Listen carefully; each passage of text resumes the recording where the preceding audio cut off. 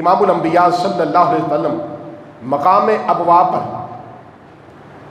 امام الانبیاء صلی اللہ علیہ وسلم حضرت ام ایمن بھی ساتھ ہیں.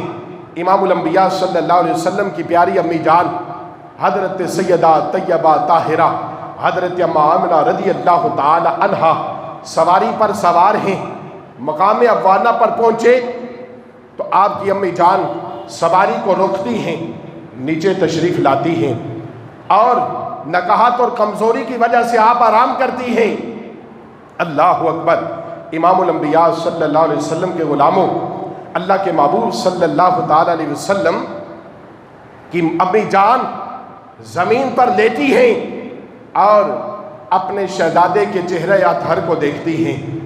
اور کیا خوبصورت لفظ امام الانبیاء صلی اللہ علیہ وسلم کی والدہ کی زبان سے جاری ہوئے.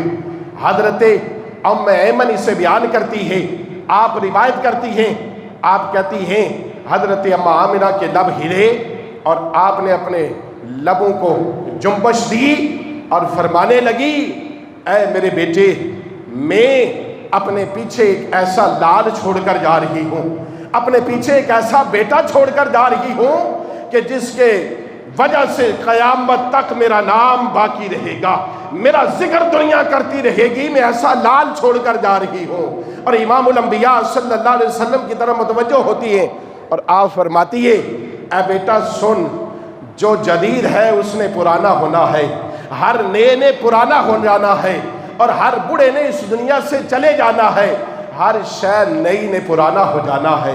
اور میں اپنے پیچھے ایک ایسی اولاد چھوڑ کر جا رہی ہوں جس کی وجہ سے میرا نام روشن رہے گا.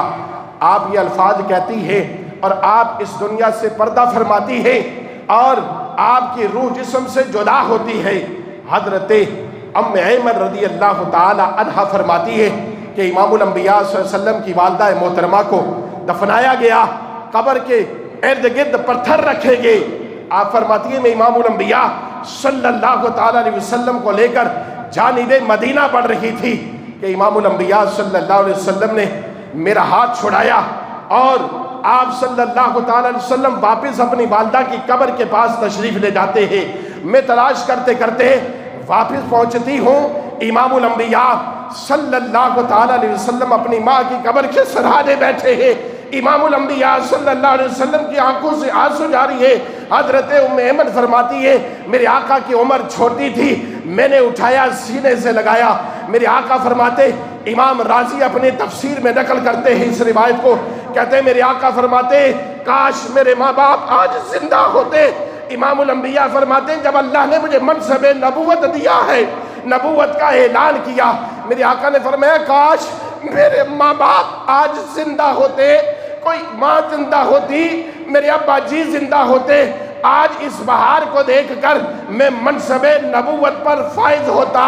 میرے ابا جان مجھے دیکھ رہے ہوتے, آج یہ شان میری دیکھتی اگر میری ماں زندہ ہوتی. امام فخر الدین رازی کہتے ہیں میرے آقا نے فرمایا کاش آج میری ماں آمینہ زندہ ہوتی, میں مسجد نبوی میں اپنے مصلی پر کھڑا ہو کر عشاء کی نماز پڑھا رہا ہوتا, میں سورۃ فاتحہ پڑھ چکا ہوتا. میری ماں آمینہ آتی, مجھے آواز دیتی, کہتی محمد محمد. میں نماز چھوڑ کر اپنی ماں کے پاس جاتا, ماں سے کہتا لبیک آمنہ, لبیک میری ماں, میرے لیے کیا حکم ہے, اے میری ماں مجھے کیا کہنا چاہتی ہو. میرے آقا نے یہ بتا دیا کہ اگر ماں نماز کے دوران بھی ہوتی اور سورہ فاتحہ پڑھ چکا ہوتا, وہ سورہ فاتحہ جسے رب کہتا ہے, رب کے محبوب کہتے ہیں, آدھی سورۃ فاتحہ رب کے لیے ہے, آدھی اس کے بندے کے لیے ہے. بندہ کہتا ہے الحمدللہ رب العالمین, رب کہتا ہے لبیک میرے بندے تجھے کیا چاہیے. رب سے کہتا ہے مولا صراط مستقیم پر چلا, مولا پالنے والا تو, مولا دینے والا تو ہے, تو رب سے مانگتا ہے میرے آقا نے فرمایا آدھی فاتحہ رب کے لیے ہے، آدھی بندے کے لیے ہے۔ بندہ جب اپنے رب سے مانگتا ہے اس حال میں ہوتا، میری ماں مجھے بلاتی، میں اپنی ماں کے قدموں میں حاضر ہوتا، اور بتا دیا میرے آقا نے کہ ماں باپ کا مقام کیا ہے، ماں باپ کی شان کیا ہے۔